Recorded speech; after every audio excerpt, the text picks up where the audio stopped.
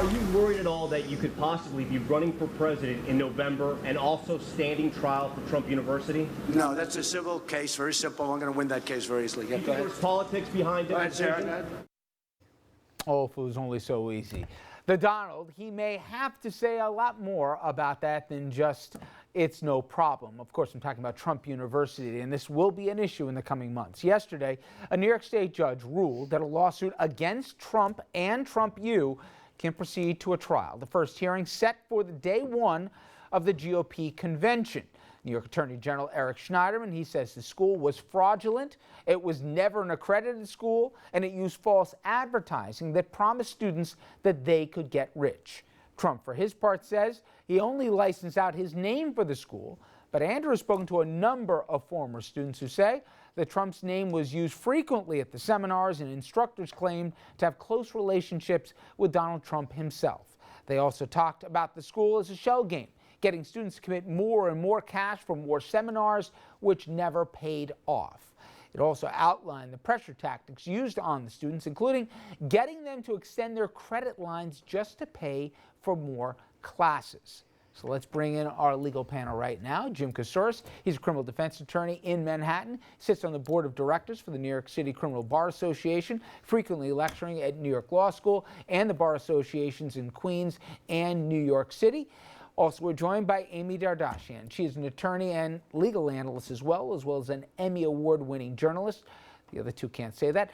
Mark Furnish, to her right, he is a professor at Brooklyn Law, and he's argued before the U.S. Supreme Court, and he's a fellow Islander fan. Big game tonight. Rich? Absolutely. This is just for you. Oh, he's growing in the playoff beard here. This too. Yes. Well, also to emulate Jimmy. And by the way, if I digress for a minute, Jimmy's youngest is about to graduate from college, so it will be a major celebration on Saturday. Will the Donald, however, he celebrated a big night yesterday, clean sweep, wins 5 states. Trump University, Andrew, he's been talking to a lot of the folks involved in this, talking to the AG's office. As much as Donald would love to say, nothing to see here, move on, this is a civil case, I'll win it easy, sure seems like there's a lot more than that. It sure seems that there's a lot more than that, and quite frankly, if they were our clients, we would be looking at indictments in a case like this. I mean, there are alleged misrepresentations in order to get money from people for a service that wasn't provided. But no, it's not going to be that simple. You have Better Business Bureau complaints. You have people who've been complaining for a long time. You have people who are going to be able to establish what the representations were, and then there's going to be testimony that they were actual misrepresentations. I think he's going to have to testify. I think that the people who are running the place are going to have to testify, and I just don't think it's going to be that simple. Mark, he's made the contention, he being Trump, that, hey, listen, I just put my name on these things.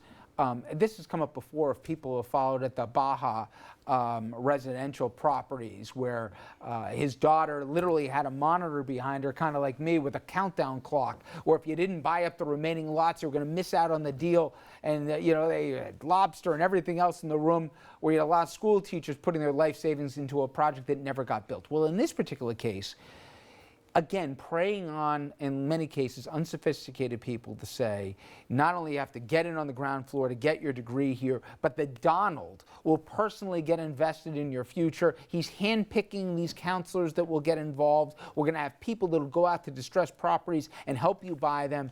With every single person we've talked to and some of the testimony that we've heard, or at least some of the accounts that have been given, none of that ever happened. Can he just say, hey, I give my name to these things. What happens after that? It's not on me. Well, we've discussed it on the show before, Rich. He's already been found personally liable on the claim regarding that they didn't have the proper licenses, that it was an unlicensed university. So he's already on the hook for that in terms of culpability. They're just ascertaining the damages with respect to that.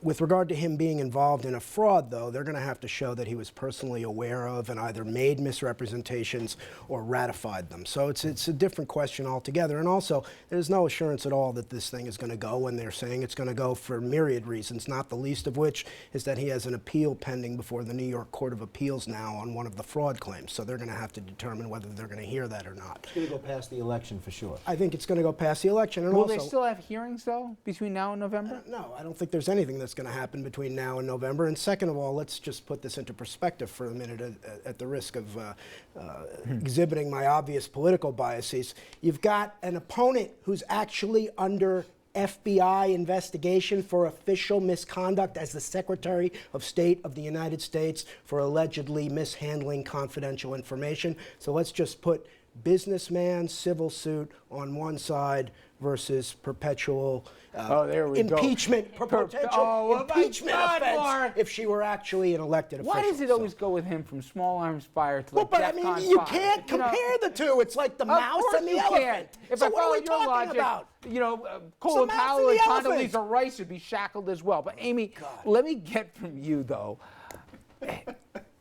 Again, it comes down to this saying, I put my name on something. I think Mark explained it.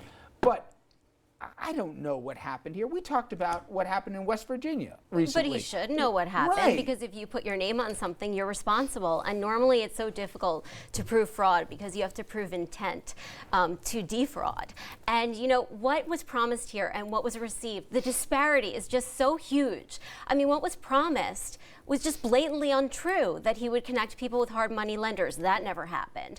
That he would handpick all of the professors. He only met one of the professors. So these are just blatant lies. It's going to be so easy to prove fraud here. And what also strikes me about this is that there was elder abuse. That's part of these lawsuits. I mean, there are statutes in place to protect the elderly because think about it. These are people who are investing their retirement savings. These are people who are vulnerable to fraud especially. And they have the most to lose. So I think with that respect, you know, Donald Trump does have a lot to lose, but then you got to also think about the other side of it, is that he wants a jury trial. If he can woo half or more than half of America, he can certainly woo a dozen jurors. But not when you see the photographs that I'm looking at. How do you claim to know nothing of what's going on when your photograph is on every advertisement for Trump University? Because he's going to try to blame this on politics, and he's going to say Eric Schneiderman is out to get me because he's a Democrat. As he should, but there's the case in California where there are actual live plaintiffs. The federal case, I mean, this Yeah. does Right. smack of sort of politicking when it's the AG doing it. And let's not forget, what happened the other day is actually a victory for Trump because they denied the Attorney General's summary judgment motion, meaning a request to decide the case against him and the university and the other defendants without a trial. So he wants a trial. Who knows if it's even going to go? Maybe it's going What to could settle. come up We if don't this- I don't even think he cares if he loses, though. well, what does Well, he what could- care? no, No what could publicity is happen? bad But here's my publicity for question. Trump. Exactly. We've seen What it. could happen at discovery? What could we learn about him? Is other business practices? If we're going to try and set pattern, let alone how much of an expert he really is on Well, this, he if would he have can to find be- about If his they've real already assets. denied a summary judgment motion, that means discovery is finished or a great deal of it has already been completed. So the AG already has what it needs to prosecute the case. I mean, it's so clear, though. It's false He's advertising. already sat for The deposition. false advertising supports the fraud. Is it fair to me to say the AG wouldn't, if he was smart, be touching this thing unless he thought, it had a smoking gun?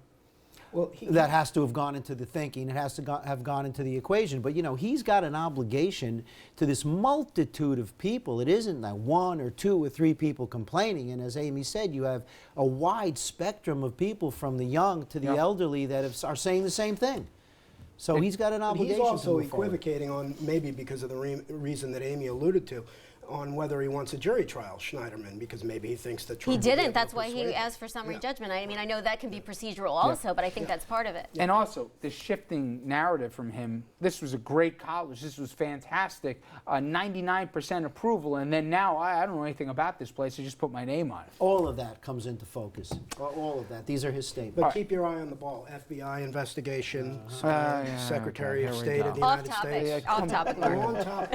When is he? All right, coming up next, though, this was something that got my attention. I'm really curious where the table comes down on. Family of Tamir Rice, they're going to be getting a $6 million settlement from Cleveland.